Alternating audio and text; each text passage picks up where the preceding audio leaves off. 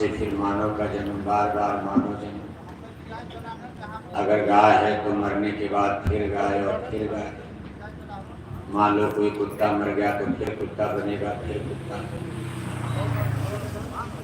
लेकिन भगवान का, परमेश्वर का जो नियम कानून है ये बहुत ही खतरनाक बना हुआ है। बेशक तो हम आप अपने विचार से कानून बना लेते हैं, कोई कुछ कहता है, कोई कुछ कहता है, लेकिन महापुरुष कहते थे जो परमेश्वर ने कानून बनाया चलेगी तो भगवान की ही, और परमेश्वर ने, परमात्मा ने जो कानून बनाया उस कानून के मुताबिक ऐसा नियम नहीं है।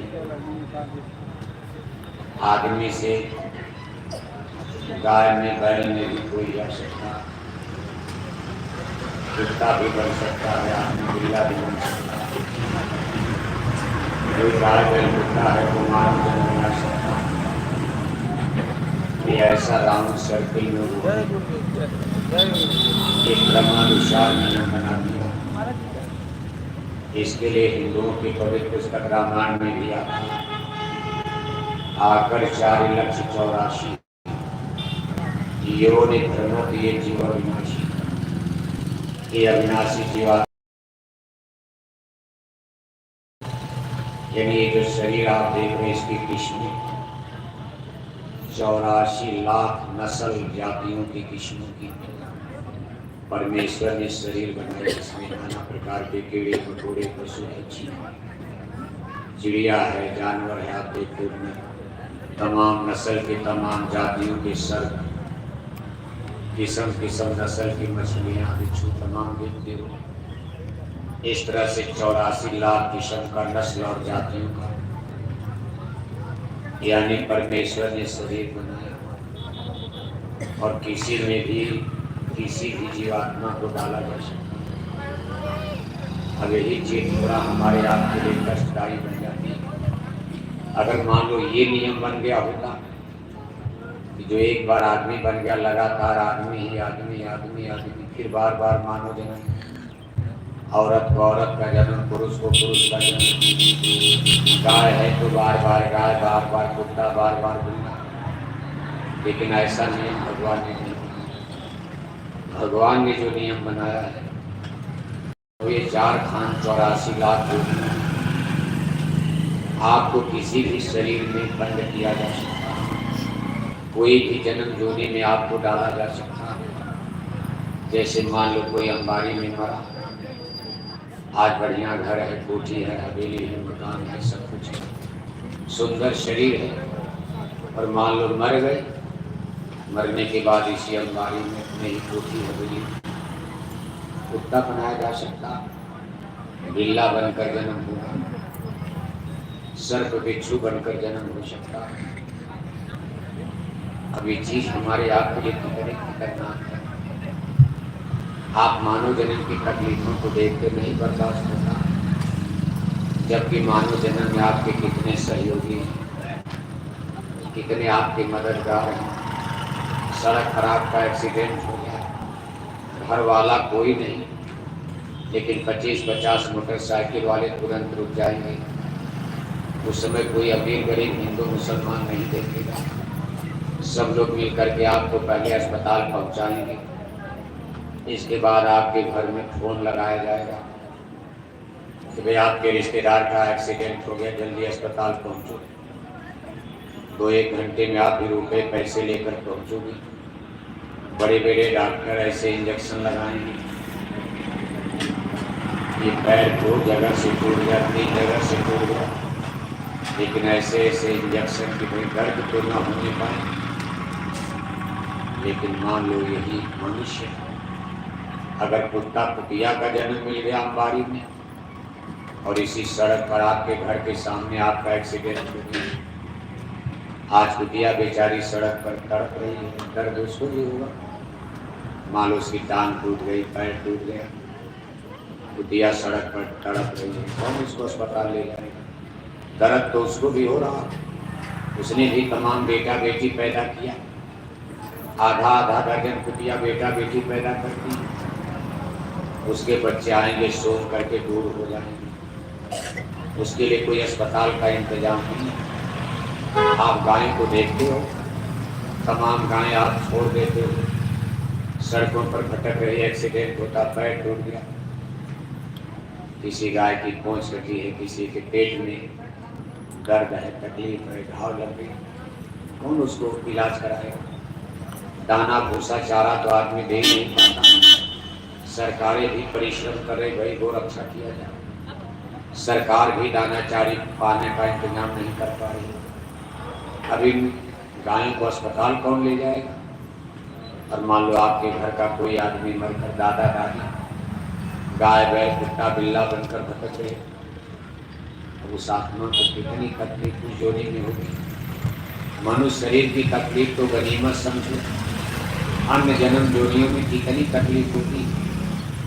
घर में दादा सांप बन करके बैठ गए, आप जानोगे दादा है, अगर कहीं दिखाई दे दिए तो लाठी उठाकर बस पीटना शुरू कर दो दिया। इसलिए महापुरुष कहते थे कुछ सोचो, आप तो खाते पीते सोते आप जन्म बिता रहे हो, मौत धीरे धीरे आपके करीब आ रही। जब किसी की बेरहमी में आप जाया करो, जब किसी का ब्रह्म भोज मनाया जाता है, ये इसीलिए मनाया जाता है कि लड्डू पूरी खाने के लिए नहीं, कम से कम आपको ज्ञान हो जाए, एक दिन आपकी भी फिक्र बेरहमी मनाई जाए। आप क्यों बोला? सबका तो लड्डू पूरी खा रहे हो, एक दिन आपका भी ब्रह्म भोज तेरहवीं मनाया जाएगा, वो दिन आप तो नहीं रहोगे। इसलिए सोचो कि एक दिन ये संसार छोड़ना है, ये जगत छोड़ करके आपको चलना है, रहना नहीं, देश गिराना। ये अंबारी किसी का नहीं है, ये कोठी हवेली जमीन बगीचे किसी की नहीं हुई। आपसे पहले भी अंबारी में बहुत लोग रहते थे, वो भी कहते थे भाई ये कोठी हमारी है, जमीन हमारा है, बगीचा हमारा है, ये गन्ने का खेत हमारा है, गेहूं का खेत हमारा, ये 10-20 बीघा एकड़ जमीन हमारी है। हमारा हमारा कहते कहते आज वो लोग अलविदा कर गए, चले गए। जमीन यही है, कोठी यही है, बगीचा यही है। अब आप कहते भाई हमारा है, दादा दादी चले गए, बाप कहते हमारा है। 10-20 साल में आप भी निपट जाओगे, इसके बाद आपके नाती पोता आएंगे, कहेंगे अब ये हमारा हो गया। 100-50 साल में वो भी निपट जाएंगी। इसी तरह हमारा हमारा करते करते मानव जाति की अनगिनत पीढ़ियों ने जन्म लिया और अनगिनत पीढ़ियां इस संसार को छोड़ करके चली गई। अंबारी किसी का हुआ? जब आपके बाप दादों का नहीं हुआ, कि आपका भी होने वाला नहीं है। इसलिए जो चीज आपकी नहीं है उस पर बेकार का दावा ठोकने की क्या जरूरत है? उसको आप हमारा क्यों कहते हो? महापुरुष इसी चीज को समझाते हैं कि भाई ये भी दुनिया, धरती, जमीन, बगीचा किसी का नहीं है, ये आपका भी नहीं होगा। बस यहाँ आपको चंद रोज थोड़े दिन के लिए आपने डेरा डाला है, और जहाँ थोड़े दिन के लिए डेरा डाल कर फिर आगे निकल जाते हैं, उस जगह स्थान को खाली करके मुसाफिर राही आगे बढ़ जाता है। उस स्थान को धर्मशाला शराय कहा जाता है। गुजरे पिछले जमाने में धर्मशाला शराय बनती थी, तब कार मोटर का युग नहीं था, बड़ी बड़ी नदियों पर पुल नहीं था, लोग यात्रा करते थे। कहीं रात हो गई तो धर्मशाला पे जाकर रुक जाते थे। वहाँ बड़े बड़े लैंडलॉर्ड, सामंत, जमींदार, राजे महाराजाओं के खर्चे के द्वारा धर्मशाला शराय में पानी भोजन का इंतजाम होता था। आज कार मोटर का युग आ गया, सर बड़ी नदियों पर बड़े बड़े पुल बन गए, ट्रेन चल गई, हवाई जहाज, कार मोटर। अब धर्मशाला शराय की तो जरूरत नहीं है, अब उसकी जगह रेस्टोरेंट, बड़े बड़े होटल बनने लगे। अब रेस्टोरेंट और होटल का खर्चा आपको देना है, ये भी धर्मशाला। धर्मशाला में भी लोग एक रात 2 रात बिताए, इसके बाद अपना बेड बिस्तर बांधे आगे चल गए। ऐसे होटल रेस्टोरेंट के लिए कहीं आप जाते हो, 1-2 रात आप रहोगे, फिर अपना बेड बिस्तर बांधा आगे बढ़ गए। फिर उसमें दूसरे लोग आते हैं जिसको पहले धर्मशाला शराय कहते थे, आज उसको रेस्टोरेंट होटल कहा जाता है। अंतर इतना जरूर है कि धर्मशाला सराय का खर्चा बड़े बड़े जमींदार, सेठ, साहूकार, राजा महाराजा देते थे, और आज रेस्टोरेंट होटल का खर्चा आपको अपनी जेब से देना। लेकिन इसमें से कोई अपना नहीं है कि भोगने होटल हमारा होगा। 2 दिन आप रुक लिए और दावा मारो कि ये होटल हमारा है, कभी आपका होगा, होटल का मालिक अलग है। इसीलिए महापुरुष से दृष्टांत और प्रमाण देते हुए समझा रहे कि जब सराय दिन 4 बजे ये आने काहू न काहू के, हे इंसान, हे मनुष्य, जिस संसार में आप रह रहे हो ये सारा संसार जगत धर्मशाला सराय मुसाफिर खाना है, और यहाँ कुल मिलाकर आपको केवल 4 दिन रहना। वैसे तो हम आप अपनी उम्र 80 बरस 90 बरस जोड़ते, लेकिन संतों महात्माओं की भाषा में मनुष्य का जीवन गिना गिनाया सबका जीवन 4 दिन का होता है। चाहे राजा हो, चाहे प्रजा हो, हिंदू हो, मुसलमान हो, अमीर हो, गरीब हो, पढ़ा लिखा हो, अनपढ़ हो, सबका जीवन कुल मिलाकर 4 दिन का बनता। पहला दिन जिस दिन माँ के गर्भ से आप पैदा हुए, इस पहले दिन को अबोध अवस्था, अज्ञान अवस्था, शिशु अवस्था कहा जाता। ये कार्यकाल करीब 4-5 वर्ष का होता है, जब बच्चा बिल्कुल अबोध अज्ञानी होता। टट्टी पेशाब का ज्ञान नहीं, माँ की गोद में टट्टी कर दी, कीचड़ रसोई घर में टट्टी कर देता, माताएं नहला धुला कर बढ़िया कपड़े पहना, तब तक वो मिट्टी के लोटने को उसको कोई ज्ञान नहीं है। कीड़े मकोड़े पका कर मुंह में डाल लेता। और सब लोग इस अवस्था से गुजरे। यहाँ जितने लोग बैठे हो, आज आप बड़े ज्ञानी विज्ञानी, लेकिन हम सब लोग इस अवस्था से गुजरे। ये हमारे आपके जीवन का पहला दिन अबोध अवस्था। इसके बाद जिंदगी का दूसरा दिन प्रारंभ होता। ये करीब 20-25 साल का होता। इसको बाल्याकाल ब्रह्मचर्य अवस्था कहा जाता, जिसमें किताबों का बस्ता पीठ पर लाकर बच्चियों को स्कूल कॉलेज पढ़ने लिखने के लिए, सीखने के लिए भेज दिया जाता। ये पढ़ाई लिखाई शिक्षा ज्ञानार्जन का कार्यकाल टाइम पीरियड होता। ये करीब 20-25 साल का 30 बरस तक खत्म हो गया। उम्र 30 बरस हो गई, औसत करीब पढ़ाई लिखाई। इसके बाद जिंदगी का तीसरा दिन प्रारंभ होगा। किसी को पकड़ कर शादी करवा दी, बच्चा बच्ची पैदा हुई, रोटी कपड़ा मकान घर मकान, इसमें आदमी लग गया। ये जिंदगी का तीसरा दिन जुआवस्था, यौवन काल, जवानी कहा जाता। इसके बाद दाढ़ी बाल सफेद होने। ये जिंदगी का चौथा दिन वृद्धा का, बुढ़ापा। वृद्धाई बादल उमड़, घेर लिया तन खंड, नैन नाक मुँह नासिका बहन लगे प्रचंड। जबान से पानी गिरता, नाकों से पानी गिरता, जहाँ बैठते हैं बलगम बनता, खों करते खांसी आती, जहाँ देखते हैं थूक देते। बुढ़ापे में लोग झगड़ा करने लगते, आदमी के दांत टूट जाते हैं जहाँ बैठते हैं। अगर कहीं सुर्खी तंबाकू खा रहा है तो और भद्दा लगता, जहाँ देखो थूकता खाता रहता। जब आदमी का बुढ़ापा आता, दाढ़ी बाल सफेद होने लगते, तो शरीर की हड्डियाँ डाइल्यूट होने लगती, जैसे बर्फ पिघलती है। आप बर्फ रख दो, अपने आप पिघल कर पानी बनने लगती। ऐसे आदमी की उम्र जब 60 बरस के ऊपर जाती है, ये शरीर की हड्डियाँ सबकी पिघलने लगती, गल करके धीरे धीरे खुश्क खत्म होने लगती।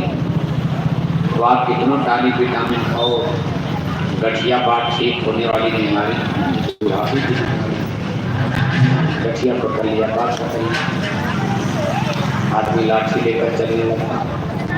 और जब हड्डी पिघलती है तो इसका कफ बनता पलता।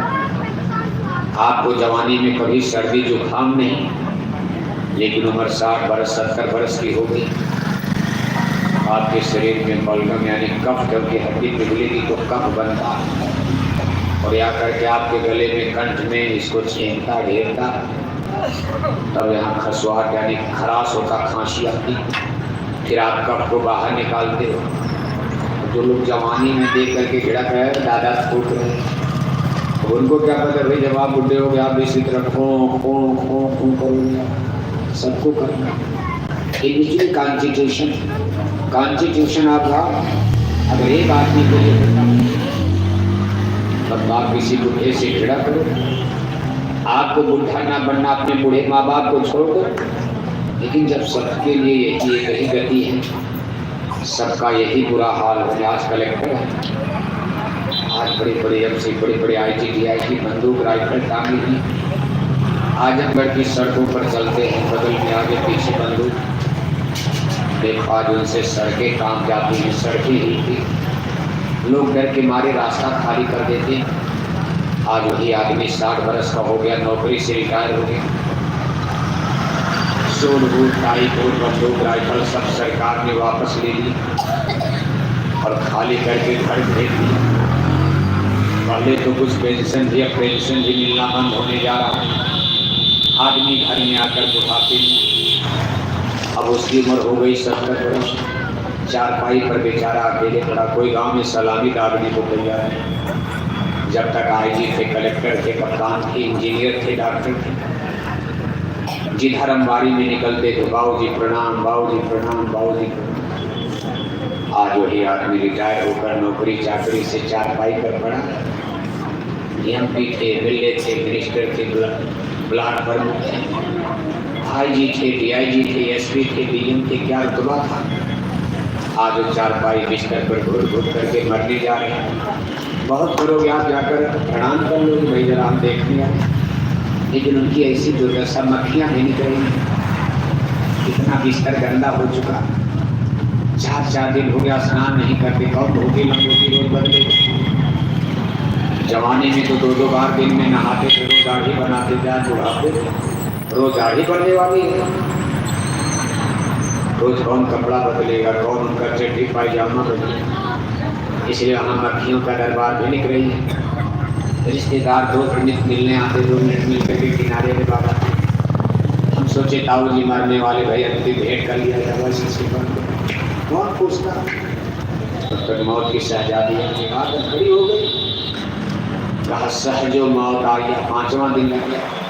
4 दिन का जीवन, और जब 5वां दिन लगा तो मौत की शहजादी आकर खड़ी हो गई। खुदा के फरिश्ते मौत के सिपाही लेने आ गए। कहा सहजो मौत आई, अंग अंग दिया तो किया जरे छाती फटे, उठे पीर कनखो सहजो मौत के समय। पीड़ा उठा टपार, मानो बिच्छू एक साथ मिल मारो डंका हुआ। अब देखो अगली पीड़ा का कष्ट का महापुरुष बयान कर रहे हैं। तो आपने किसी तरह जीवन तो जी लिया, जीवन आपका बीत गया, लेकिन अब मौत का समय, उस समय क्या होगा? आराम से नहीं चलोगे, प्राण आराम से नहीं निकलता। इतना संसार जो आपने बचाया, आज आदमी का 10 रुपया का नोट कहीं गिर गया, 1 घंटा बेचैन जाए, भाई कहाँ गिर गया हमारा 100 का नोट। और आज मौत आ गई, सारी जिंदगी का खेल खत्म होने जा रहा। सारी जिंदगी आदमी मर मर करके कोठी बनाया, हवेली बनाया, अंबारी में कोठी, आजमगढ़ में कोठी, लखनऊ में, दिल्ली में, बम्बई बनाने में 70 बरस की उम्र लग गई। बनाते बनाते पूरा जीवन जमीन बगीचा बीत गया, और छोड़ने के लिए केवल 1 मिनट का समय दिया गया। मौत 2-4 घंटा नहीं लगेगा, 1 मिनट। सिपाही सामने खड़े, कहा चौधरी निकलो।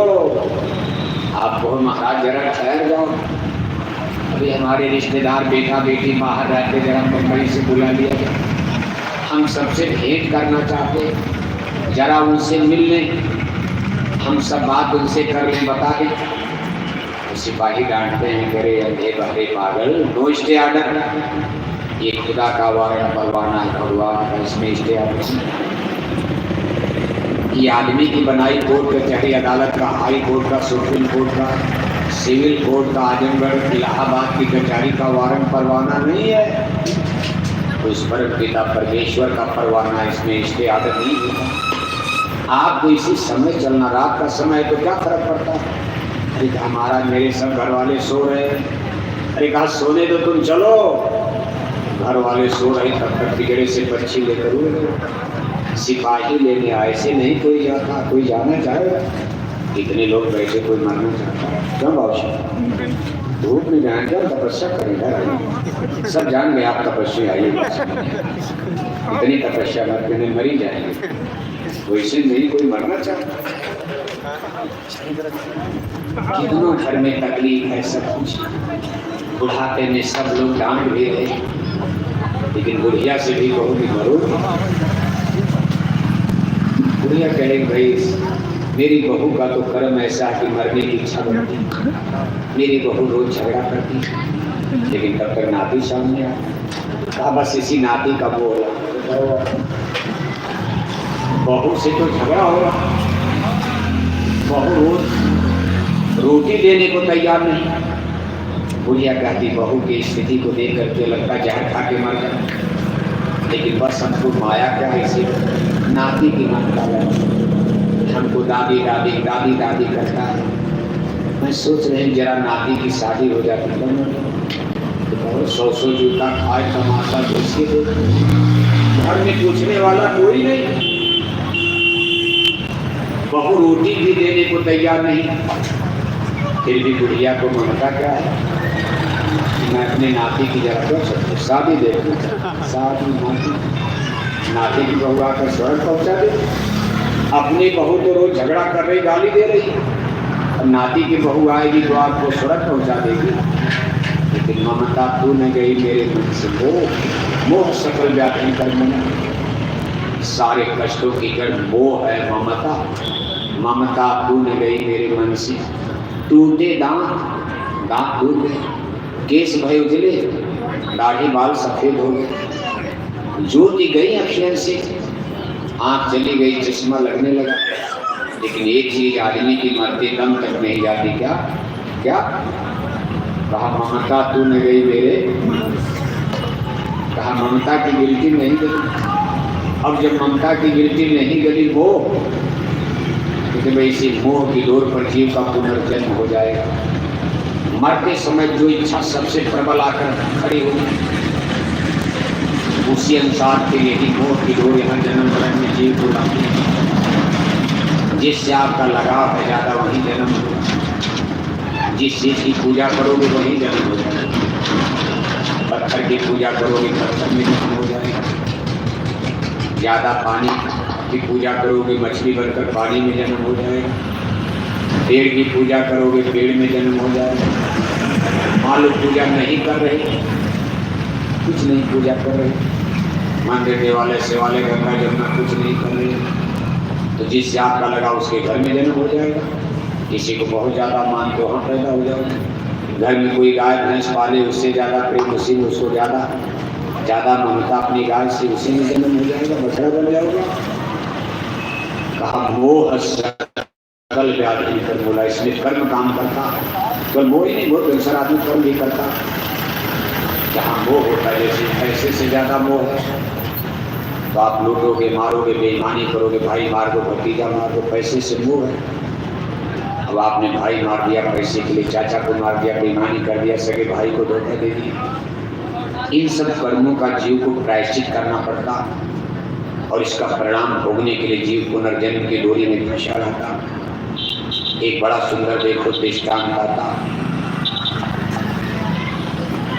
काशी नगरी पाऊँ आप धूप में थे तो बादल, फिर धूप में जाइए लेकिन बादल नहीं, छाया में आ गए, धूप हो गई।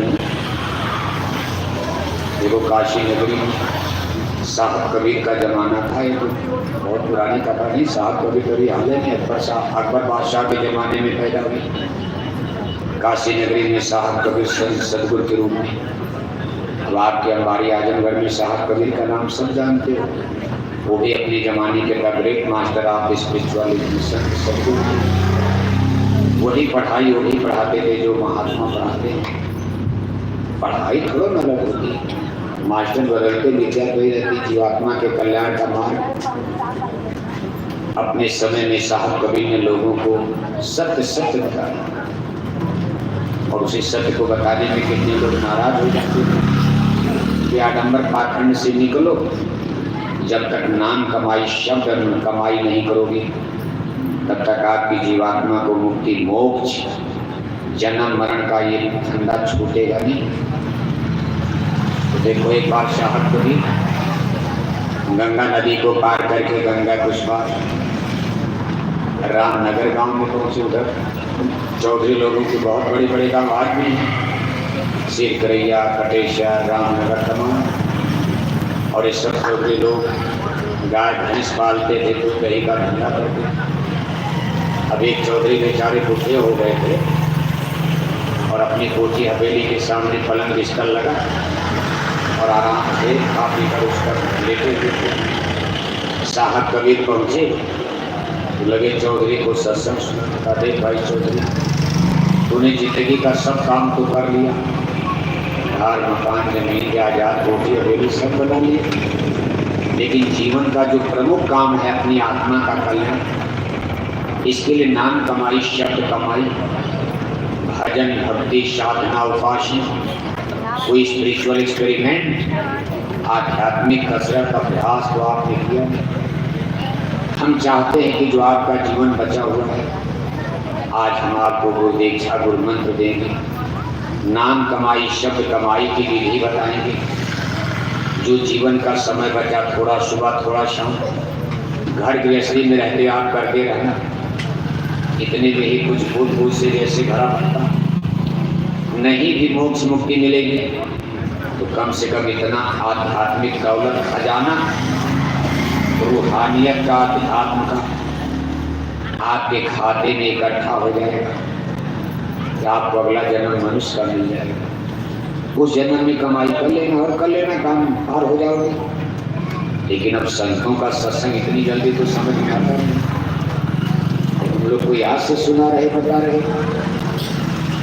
लेकिन आप एक मामूली चीज मोह ममता तो छोड़ो, एक मामूली चीज जिह्वा का स्वाद छोड़ने के लिए तैयार नहीं। आप वही गलत काम कर रहे हो जो धर्म में मना किया गया। धर्म कहता भाई सत्य हिंसा परम धर्म है, धर्म में हिंसा हत्या का कोई मतलब नहीं। लेकिन आप मंदिर में टन टन घंटी घंटा बजाए जा रहे और एक एक किलो मछली, ये तो समझना भाई ये पूजा नहीं है, ये धर्म के नाम पर अधर्म है। अखंड रामायण पढ़े जा रहे, हरे रामा हरे कृष्णा कीर्तन गाए जा रहे, गंगा जमुना नहाए जा रहे, चंदन तिलक टीका लगाए जा रहे और एक एक किलो अंडा 10-10 बोतल दारू शराब, ये कौन सा धर्म खड़ा कर दिया? ये भगवान राम का धर्म नहीं, रामायण का धर्म नहीं। रामायण का धर्म तो है कि परहित सरिस धर्म ने भाई पर पीड़ा समय यथमाई। भगवान राम का धर्म है सत्य हिंसा का, परहित परोपकार का, दया का। भगवान राम ने कभी मांस खाया था? भगवान जोगेश्वर श्री कृष्ण जी महाराज मांस खाते थे और आज राम नाम लेकर के हिंदू लोग मांस खा रहे हैं। लड़ाई इसी बात की है, ये नहीं कि जय गुरुदेव नाम से कोई अलग धर्म खड़ा हो। हम लोग आपको नक्सलाइट नजर आते हैं, बोला हुआ हम भी तो हिंदू, यहाँ जितने लोग बैठे तो सब हिंदू। रामायण मान रहा, जो गीता मान रहा, जो भगवान राम को कृष्ण को मान रहा, सब हिंदू है। लेकिन हिंदू में भी हिंदू, एक मांसाहारी हिंदू और एक शाकाहारी। गोल तो है जैसे कौरव पांडव कोई हिंदू मुसलमान एक ही घर के लोग थे, लेकिन पांडवों का 5 भाई पांडवों का धर्म शाकाहारी और 100 भाई कौरवों का धर्म, कौरवों का धर्म पांडवों का धर्म। कोई हिंदू मुसलमान का झगड़ा हुआ था उसे? इसमें तो हिंदू मुसलमान कोई था ही नहीं। दुनिया में केवल एक धर्म चलता था, उसको वैदिक धर्म कहा जाता है। खैर बड़ी लंबी कथा कहानी, उसको बहुत दिन के बाद समझोगे। ये सब चीज़ समझने के अभी आपको 8-10 बरस तक इंतजार करना पड़ेगा। अभी तो हिंदू लोग कहते भाई यही धर्म थी। कौन धर्म? मांसाहारी। फिर वे शाकाहारी धर्म गुरु जी का समझ में नहीं आ रहा, हमारा मांसाहारी धर्म सही है। लेकिन आप गलत कर रहे, भूल हो रही है। भगवान राम का धर्म शाकाहारी और और 4 वेद के पंडित राजा रावण का धर्म, और भगवान राम का धर्म। किस गोल में जाना चाहते हैं? असली रामवादी तो हम लोग, असली भगवान राम की मर्यादा मानने वाले जय गुरुदेव मिशन के लोग। भगवान राम ने अपने जीवन में संतों का सम्मान किया। प्रातः काल उठ के रघुनाथा, माता पिता गुरु नाम है, गुरु ब्रह्मा गुरु विष्णु गुरु देवा महेश्वर, गुरु साक्षात परम ब्रह्म है, तस्मै श्री गुरुवे नमः। ये श्लोक हमारे गुरु महाराज ने नहीं लिखा, ये श्लोक हमारे महाराज जी ने नहीं लिखा, ये श्लोक हम लोगों ने नहीं लिखा। ये श्लोक लाखों वर्ष पहले वेदों में आ गया। वैदिक धर्म में गुरु को साक्षात परम पिता परमेश्वर कहा गया। गुरु नाम परमेश्वर का। आज जब कहा जाता भाई गुरु नाम परमात्मा का, तो आप कहते भाई ये हिंदू धर्म का विरोध हो रहा। जय गुरुदेव मिशन के लोग रामचंद्र को नहीं, अरे भगवान राम ने भी तो माना है। राम ने माना, कृष्ण ने माना, देखो तो गुरु माने कोई हार माउस नहीं, आदमी नहीं होता। गुरु नाम है परमात्मा का, परमेश्वर का। सभी धर्म ग्रंथ चिल्ला रहे। तो देखो आप संतों की बात जल्दी समझ में। अब साहब कबीर अपना सत्संग सुनाए जा रहे, और चौधरी बेचारे तर्क पर तर्क देकर आनाकानी कर रहे हैं। अभी भजन कर्मन, जिसका ईमान बिगड़ा हुआ, जिसके ऊपर पाप का बोझा लगा, जिसके अंदर दया और धर्म नहीं है, उसके भाग्य में भक्ति नहीं होती, वो कभी धर्म को मानता ही नहीं, बकवास करता रहता। चौधरी दाएं बाएं लगे कमरे का, महाराज अच्छा बड़ी साहब कबीर ने बड़ी मेहनत किया, सत्संग सुनाया कि नरक चले जाओगे, आत्मा भटक जाएगी, हमारी बात मान के गुरु मंत्र ले लो। क्यों? कि गुरु के भाव ने तरह कोई जो बिरंजी शंकर शंकर, गुरु के बिना कभी उद्धार नहीं होगा। पूजा तो ठीक है आप करो, लेकिन गुरु पूजा में शक्ति पूजा, मुक्ति और मोक्ष बिना सदगुरु के संतों के नहीं मिलती। चौधरी ने फिर दाव मारा का, महाराज अच्छा ठीक है, आपकी बात तो ठीक है, गुरु मंत्र गुरु दीक्षा हम लेंगे, लेकिन आपकी बार नहीं, अगली बार जब आप आइएगा तब। माया ने खेल कर दिया, देखो काल ने धोखा। साहब कबीर ने कहा, चौधरी क्या बोल रहे हो, तुमको अपनी मौत के बारे में पता है? मान लो हमको दोबारा आने में विलम्ब हो गया, लेट हो गया, और उसके बीच में ही तुम्हारी मौत आ गई, तब क्या करोगे? इसलिए शुभ काम में देरी नहीं, कि तुम्हारा नुकसान ही क्या है। तुम्हें थोड़ा सुबह थोड़ा शाम भगवान का नाम लेना है, भजन करना, बाकी दिन भर अपना रोटी कपड़ा मकान अब बुढ़ापे में करोगे क्या? माला जपो आप। लेकिन नहीं समझ, भाग्य ने धोखा दे दिया। कहा पुण्य पुंज बिन मिलने शंका, सत्संग संसित पर्यंता। नहीं समझ में आया, चले गए वापस। 15 वर्ष का, ठीक 15 वर्ष बीत गए। 15 वर्ष का समय बहुत होता, तमाम छोटे छोटे बच्चे बड़े हो गए। 15 वर्ष के बाद दोबारा मौका मिला साहब कबीर उस गांव में जाने का। तो देख रहे हैं कि भाई पलंग जिस पर चौधरी सोते थे वो खाली पड़ा। बच्चों से पूछा, भाई आपके दादा इसी पलंग पर रहते थे? अरे कहा महाराज वो कई बरस हो गया मर गए, कई बरस, हम लोग छोटे छोटे थे। कोई कहा हमको थोड़ा याद है, कोई कहा हमको बिल्कुल नहीं याद। कोई बच्चा बोला भाई दादा मर गए, हमको पता नहीं, हमारा जन्म ही नहीं हुआ था। कई बच्चे पैदा हो गए, नाती को था। तो साहब कबीर को त्रिकालदर्शी महात्मा ध्यान बंद की, आँख बंद करके अंतर दृष्टि के द्वारा लगे देखने की चौधरी मर करके गए, कहा आत्मा कहाँ गई? हम आपको कह देते स्वर्गवास हो। आपसे पूछा जाए दादा मरकर कहाँ गए, आप लोग क्या कहते हैं? क्या हो गया? क्या हो गया? एक पे गाना जानते हो आप? किसी के घर में कोई मर गया, पूरे आजमगढ़ जिले में आज तक कोई नरक गया होगा? क्योंकि जब आप बेरहमी मनाते हो, उसके पहले पूरे गांव दीवार में रिश्तेदारों को कागज पर नोटिस सूचना जारी करेंगे। उस चिट्ठी पर क्या लिखा जाता है? मेरे पूजनीय पिताजी का क्या हो गया? दादा 2 कुंतल मछली खाकर मर गए, क्या हो गया? दादा सारी जिंदगी दारू शराब पीकर मर गए, क्या हो गया? दादा सारी जिंदगी कितनी बहन बेटियों की जय दादू को बिगाड़ डाले, लेकिन तिरही में क्या हो गया? क्या स्वर्ग का पट्टा आप ही करते हो? अगर इसी तरह सब लोग स्वर्ग चले गए, आपकी पूरे अंबाड़ी बाजार नहीं, पूरे आजमगढ़ में, पूरे दुनिया में आज तक कोई नरक गया? और क्या भगवान का नरक खाली पड़ा होगा? तो घर वाले लोग तो सोचते भाई स्वर्ग हो, लेकिन ये संत बताएंगे जिनको दिखाई दे। हम लोग तो अंधे हैं। गुरु कहे जगत सब अंधा, कोई कहे न घट की क्षमता। हमारे पास अंतर्दृष्टि नहीं है।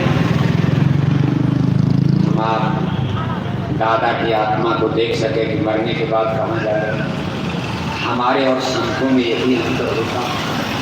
संतों के पास त्रिकाल में दिव्य दृष्टि होती। इसी मनुष्य शरीर में संत भी महात्मा भी होते।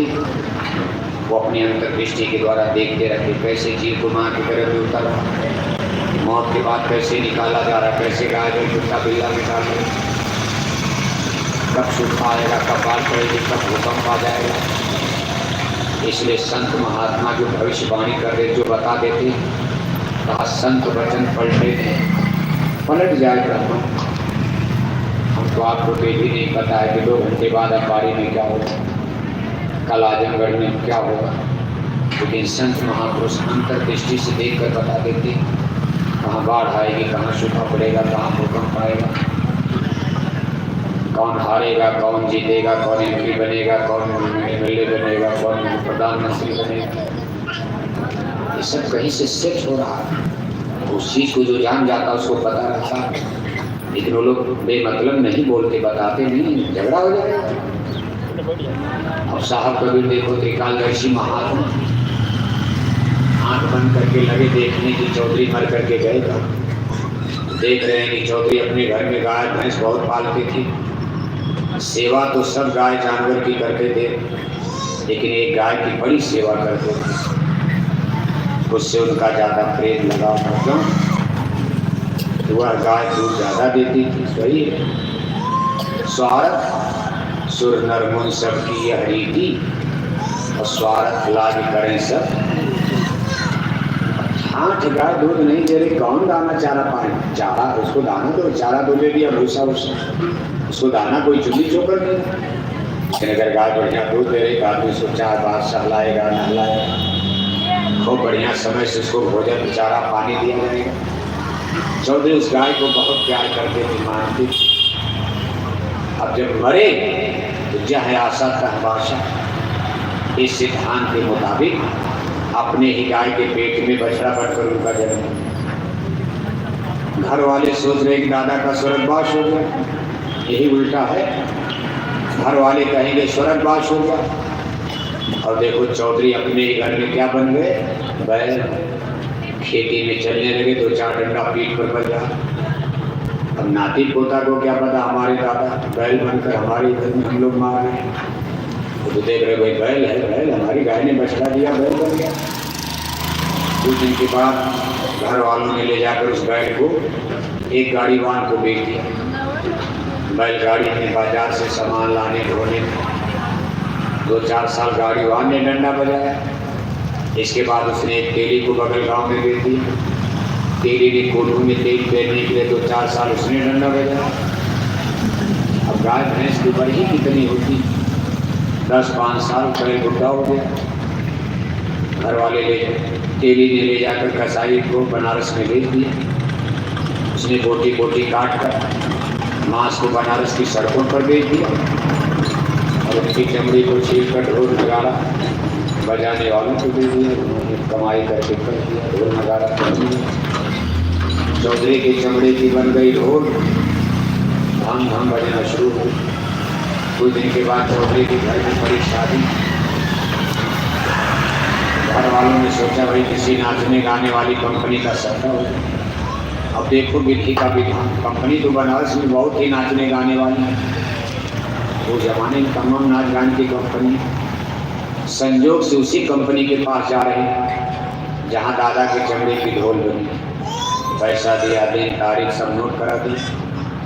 समय आया, नाचने गाने वाले घर पर आए चौधरी। सबने रात में भोजन किया, खाना खाया, ढोल नगारा बजने लगा, नाच गाना शुरू। दादा के चमड़े की ढोल घर में बजने लगी, नाच गाना शुरू हो। कौन जानता विधि का विधान, किसी को पता नहीं। साहब कबीर अपने परमदेव धर्मदास के साथ उसी समय रात के अंधेरे में जंगल में सिवान से गुजर रहे थे। उन्होंने जब चौधरी के घर में ढोल की आवाज़ सुनी, आँख बंद करके जंगल में खड़े हो गए और एक श्लोक पढ़ना शुरू कर दिया। कहा, बैल बने हल में जुटी, फिर गाड़ी में दी, तेली के कोल्हू चले, बेच कर शाही दी, मांस कटी गोटी बिकी, चमड़न बढ़ी नगार, कछु करम बाकी अपनी ऊपर पड़ती। बात माने डंडा मार कर ढोल को बजाया जाता। धर्मदास कहते, गुरुदेव आप ये श्लोक किसको सुना रहे हैं? यहाँ तो कोई है भी नहीं, अगर केवल मैं ही तो हूँ, और अगर आपने सुना तो इसका मतलब समझाइए। तो साहब कबीर ने चौधरी की पूरी गाथा धर्मदास को सुनाई। धर्मदास ने कहा, गुरुदेव चौधरी बैल बने, बैल भी मर गया, अब उनको अगला जन्म क्या मिला? साहब कबीर ने फिर आँख बंद किया और आँख खोलते कहते हैं कि धर्मदास चौधरी को अगला जन्म कुत्ता का मिला, आदमी से बैल बने, बैल मारा गया, अब उनको अगला जन्म कुत्ते का मिल गया। अपने ही घर में पैदा हो गए कुत्ता बनकर। आज उनके घर में शादी है, मैं देख रहा हूँ। इस समय चौधरी अपने घर में शादी है, सब लोग भोजन करके जूठी पत्तल घर के पीछे फेंक दिए। चौधरी बेचारे उसी जूठी पत्तल को चाट रहे हैं और गांव के सब कुत्ते को काट रहे हैं। कुत्तों में झगड़ा तो होता ही है, एक टुकड़ा रोटी जूठी फेंक दो, कुत्ते न खाएंगे न खाने देंगे, अपना कटोगल मरोगल शुरू कर देंगे। कहने का मतलब यह है कि जीव, इसी को रामायण में लिखा। आप समझते रोज रामायण पढ़ते हो, अखंड रामायण हर भोज में थोड़ा पैसा होगा, घर बनवा ली अंबारी में, कभी अंबारी में बन, कभी घर में जाने के पहले थोड़ा घर को शुद्ध कर दिया जाए। कहा कैसे शुद्ध का? अखंड रामायण करवा दो। रात भर रामायण पढ़ के पटक दिया। पूछा गया क्या हो गया? कभी घर प्रवेश है, गृह प्रवेश, घर भोज, अखंड रामायण हो गई। जिस घर में रात भर रामायण पढ़ते हो उसी घर में बैठ कर ये हिंदू लोग की मछली खाते हो। जिस घर को शुद्ध किया रामायण पढ़ाकर, उस घर को मछली अंडा शराब कबाब में आपने फिर अशुद्ध कर दिया। बुद्धि कहाँ से सही रहेगी? और रामायण कह रही है कि आकर 4,84,000 योनि क्रमति जीव विनाशी। इसका मतलब समझ पाए? जो रामायण पढ़ने के लिए नहीं लिखा गया, समझो इसको। ये जीव बेचारा 4,84 जन्म मरण में कितने जुगों से टकरे मार रहा। अब की बार मौका मिला, काबे मिली नरदेह है कि उसको बनाओ काम कुछ अपना। बड़े भाग्य से सौभाग्य से मानव जन्म मिल गया। अपना असली काम बनाओ। इस संसार का सुई का नोक आपके साथ जाने वाला नहीं है। जितना लाभ लश्कर देखे, एक भूकंप काफी है। अंबारी बना लिया, बड़ी बड़ी कोठियाँ ली, एक भूकंप का झटका लग जाता, कोठियाँ ताश के पत्ते की तरह जमी लोज हो जाएंगी। फिर इन कोठियों में रहने वाला कोई जिंदा बचेगा? तो मान लो भूकंप न आवे, भूकंप न आवे, तब भी क्या आप जिंदा बचोगे? अरे मरना तो है, मैं नहीं मारकर यहाँ से चलना, रहना नहीं, देश भी रहना है। याद करो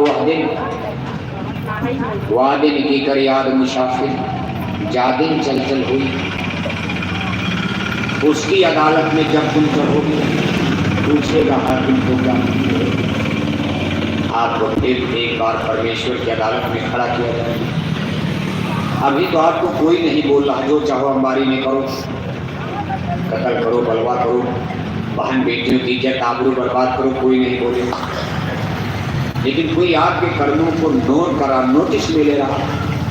राम झरोखे बैठे सब कर मुजरा ले, जाकी जैसी चाकरी ताको कैसा दी। कर्मण्येवाधिकारस्तु मा फलेषु कदाचन। कर्म करने में आजाद हुआ, लेकिन जिस दिन इसका परिणाम और फल भोगना पड़ेगा, उस दिन आपकी फ्रीडम आजादी खत्म। जेल में कितना बड़ा आदमी जेल में चला जाता, सारी आजादी खत्म। जेल के बाहर है शेर खान है, जेल के भीतर कोई आजादी। जो जेल से भोजन वही खाना, जो कपड़ा मिलेगा वही पहनना। आप कहो मच्छर खा रहे तो मच्छरदानी वहाँ मिलने वाली नहीं है।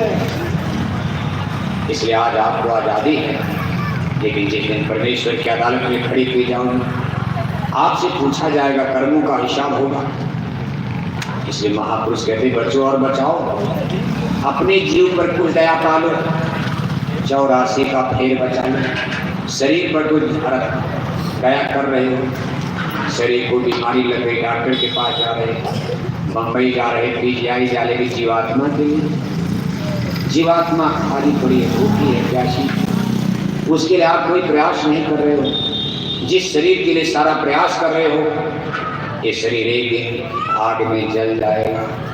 सूरज की तरह से चमकता चेहरा, सोने की तरह से चमकती ये काया शरीर एक दिन आग में जलकर मुट्ठी भर राख हो जाएगी।